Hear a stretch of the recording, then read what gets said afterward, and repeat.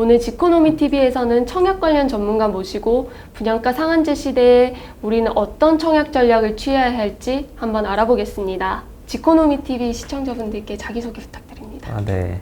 안녕하세요. 저는 청약 전문가로 활동하고 있는 필명 원료기를 사용하고 있고 박지민이라고 합니다. 정확하게 분양가 상한제가 뭔가요? 네, 기존에는 그 분양가 상한제를 공공택지에만 적용을 했었는데 지금 나오는 분양가 상한제는 민간택지에도 정한다는 내용이에요. 기존의 내용은 뭐냐면 기본형 건축비라고 있어요. 매년 3월하고 9월 달에 이제 새롭게 발표되는 기본형 건축비에다가 택지비를 더하고 거기에다 가산비를 더해서 그 분양가 상한을 정하는 거를 분양가 상한제라고 합니다. 그래서 일반 시세보다는 훨씬 저렴한 가격에 공급을 하고 있어요. 그러면 이 분양가 상한제가 시행이 되면은 그 새 아파트 가격이 얼마나 떨어지는 건가요? 지금까지 뭐 허그에서 규제하던 선보다 훨씬 더 떨어지나요? 네, 많이 떨어져요. 지금까지 허그 규제 내용은 뭐였냐면 그 허그 고분양가 관리라고 해서 시세의 한 105%, 네, 많아도 105% 시세 내에서 분양을 하게 되어 있는데 지금 분양가 상한제를 적용하게 되면 한 80% 이하 수준에서 아마 정해지게 될 거예요. 그러면 10억짜리 시세다 주변이 그러면 8억 이하 그 정도 분양가 정해지게 되겠죠. 그 예비 청약자분들이 제일 궁금하게 생각하는 게 이 분양가 상한제가 시행이 되면은 어떤 단지가 로또 아파트가 될까 뭐 그거잖아요. 네. 일단 그 말씀드린 80% 시세 대비 가격으로 분양하게 되면 이게 좀 재밌는 게 비율의 문제예요. 주변이 이제 10억이면 8억대 분양을 할 수 있다는 건데 만약에 주변 시세가 5억이잖아요. 그러면 4억대 분양하겠다는 얘기예요. 그러면 분양가가 비싸면 비쌀수록, 즉 시세가 비싸면 비쌀수록 로또 아파트가 될 가능성이 매우 큰 거죠. 그래서 전용 면적 84제곱 기준으로 20억이 훌쩍 넘은 강남구, 네, 또는 20억 가까이 있는 서초구 기준으로 아마 로또 아파트가 될 가능성이 크고요. 또는 15억 전후에 소위 말하는 정부에서 정한 고가 아파트는 9억이잖아요. 9억이 넘어가는 단지면 대부분 해당된다고 봐요. 근데 일부 경기권 내에서는 6억이 아파트가 많기 때문에 그렇게 분양가 상한제를 적용해도 로또 수준 아니다라고 판단하고 있습니다.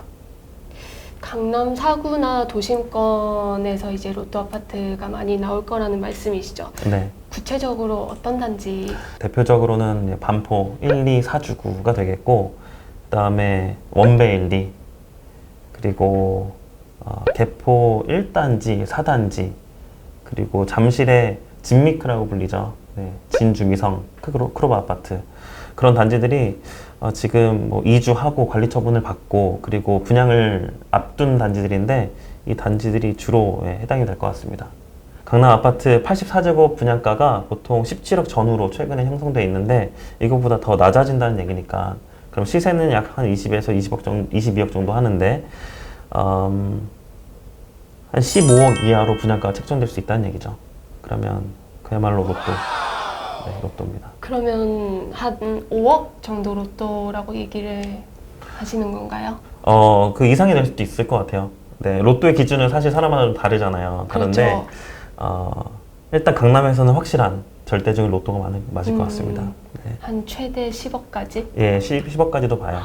네, 반포나 대치 쪽은 이미 27억 전후 시세 형성된 데가 있거든요.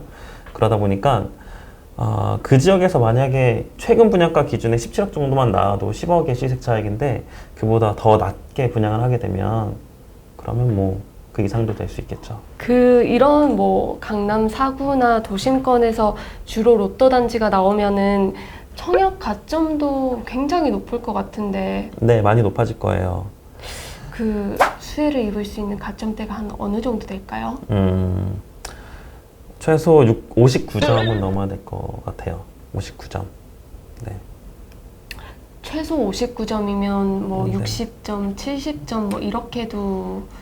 네, 그렇게 해도 돼야 될 것 같아요. 제가 말씀드린 최소 기준은 최저 가점 커트라인에 있는 평면을 얘기하는 건데 다른 인기 평면들은 또는 세대수가 적은 타입들은 아마 70점도 훌쩍 넘어갈 것 같아요.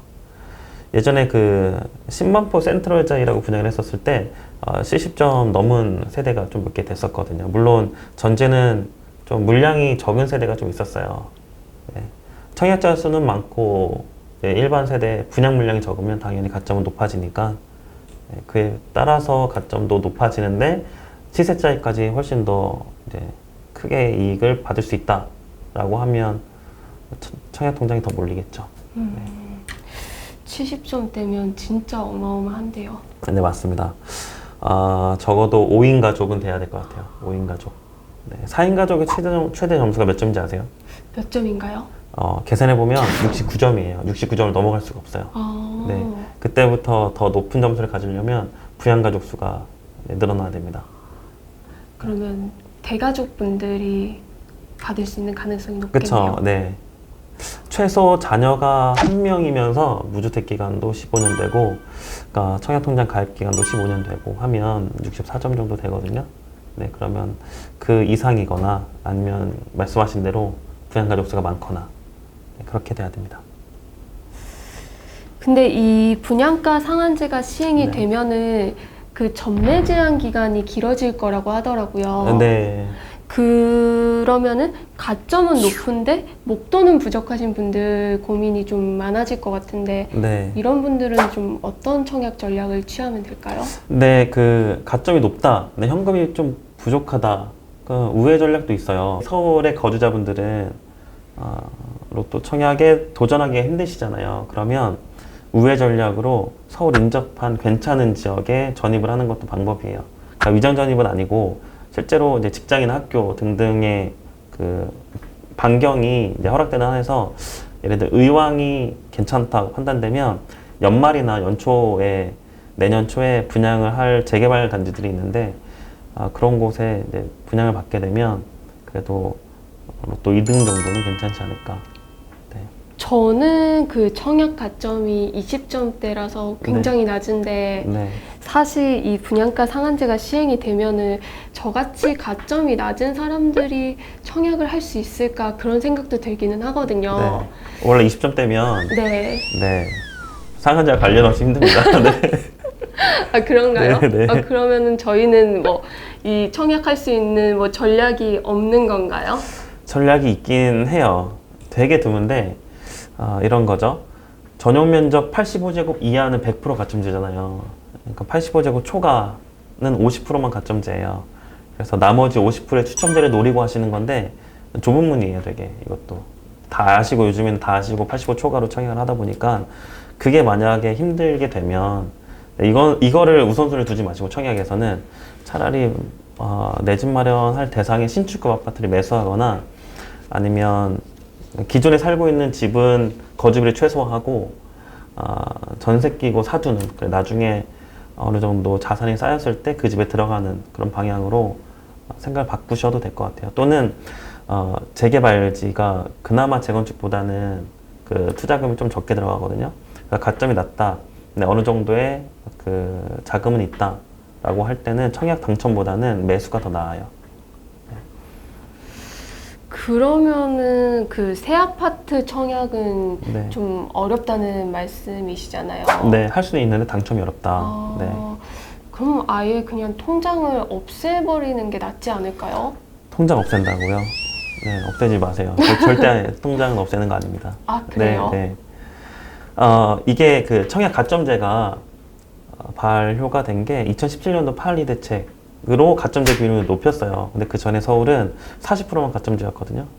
그 말은 나머지 60%, 즉 전용 면적 85제곱 이하도 60%의 물량은 가점 낮은 사람들도 뺑뺑이 랜덤 추천이 가능했다라는 거거든요. 그 시대가 다시 올 수도 있어요. 그럼 해지했다가 그때 되면 다시 재가입하지 라고 하면 지금의 1순위 통장의 가입 조건이 2년이잖아요. 그때 완화가 돼서 만약에 1년으로 줄어도 1년 동안 다시 가입을 해서 기다려야 되는 상황이 있을 수 있고 또 문제는 청약통장 가입 기간 점수가 날아가죠. 네. 없어집니다. 그래서 만약에 부담이 되신다면 사실 요즘에는 그 연말 공제라고 하나요? 뭐라 그러죠? 연말 소득 공제? 네, 그걸로 청약통장을 활용하시는 분도 있어요. 최대 월 20만 원, 연 240만 원까지 붙게 되면 그거의 40%를 과세 표준에서 공제를 해주거든요. 근데 그게 조금 부담된다. 그러면 액수를 줄이거나 아예 납입 중지를 하시면 그 납입액은 월 예를 들어 10만 원 인정 기준이 안 돼도 납입 기간은 인정이 되니까 그걸 유지하시는 게 훨씬 좋습니다. 해지하지 말고 유지는 하세요. 중간에 납입 중지를 해도 네. 상관이 없는 건가요? 네. 엄밀히 말하면 공공 임대나 공공 분양에 청약할 때는 많은 영향을 주고요. 민간 아파트 지금 현 청약 제도에서는 영향이 거의 없어요. 네. 왜냐하면 월 10만 원씩 납입을 해야지 공공 분양에서는 최대 납입 인정 금액이 되는데 이걸 납입 중지를 해버리면 공공 분양 아파트 신청할 때는 그 중간에 납입을 안 했던 그 납입 횟수와 인정 금액은 없어지게 돼요. 없어지게 되니까. 근데 요즘에 공공 분양 아파트는 또 별로 없잖아요. 민간 아파트에 계속 도전하신다라고 보면 계속 청약 통장은 유지하시는 게 낫습니다. 네. 차라리 1순위자가 좀 적은 지역으로 이사 가는 거는 어때요? 그것도 방법이에요. 이런 목돈 이런 거 상관없이 그냥 가점이 조금 낮은데 이거를 어떻게 해야 되나 고민하시는 분들은 지역을 옮기시는 게 방법인데 1순위 청약자가 절대적으로 적은 지역이 좋아요. 그 말은 인구수가 적은 거랑 당연히 비례하겠죠. 인구수가 적을수록 가입하는 사람들도 적을 테니까. 그런 지역 중에 괜찮은 지역이 과천 대표적이죠. 과천은 사실 2년 전 저 블로그를 한번 올려주셔서 그거에 대해서 사람들이 많이 알려져서 과천 인구가 적으니까 전입을 하면 되겠다 이 생각으로 많이 전입하셔서 전세가가 올라간 지역이거든요. 네, 거기랑 앞서 말씀드린 의왕이나 그리고 하남도 나쁘지 않아요. 그리고 구리. 네, 구리도 재개발 구역들이 몇 개 있거든요. 신축도 그동안 부족했었고, 근데 이후 나올 신규 분양도 부족하고 해서 서울 인접한 곳에 입지 좋은 구리도 나쁘지 않아요. 네, 괜찮습니다. 과천이나 구리나 의왕이나 뭐 이런 곳을 저도 한번 고려를 한번 해봐야겠네요. 네, 출퇴근 괜찮으시겠어요? 네. 그래도 네, 나쁘지 않네요. 구리도 뭔데? 당첨만 될 수 있으면 출퇴근 네. 시간 뭐 감수를 해야 되지 않을까요? 그렇죠. 과천 하신다면 지식정보타운이나 3기 신도시 기다려야 되는데 3기 신도시는 너무 멀고 그리고 지식정보타운은 또 가점이 높을 것 같고 네. 그리고 1년 이내 다 분양을 하게 되면 과천은 또 당해 조건이 1년 이상 거주를 해야 되거든요. 근데 지금부터 전입을 하셔도 이미 지정타가 끝나거나 거의 뭐 반 이상 분양을 한 상태일 수도 있어요. 그러면 3기 신도시만 또 기다려야 되죠. 네, 차라리 지금 시점에 현실적으로 좀 가능해 보이는 건 의왕? 네. 너무 저희 다큐로 갔나요? 네, 의왕 괜찮아 보입니다. 의왕 고민해봐야겠네요. 네. 의왕에서 차로 한 1시간 정도 걸릴 것 같습니다. 1시간이면은 그래도 감수할 수 있는 거리 같은데. 그쵸? 네. 지금까지 지코노미 TV였습니다. 감사합니다. 네, 감사합니다.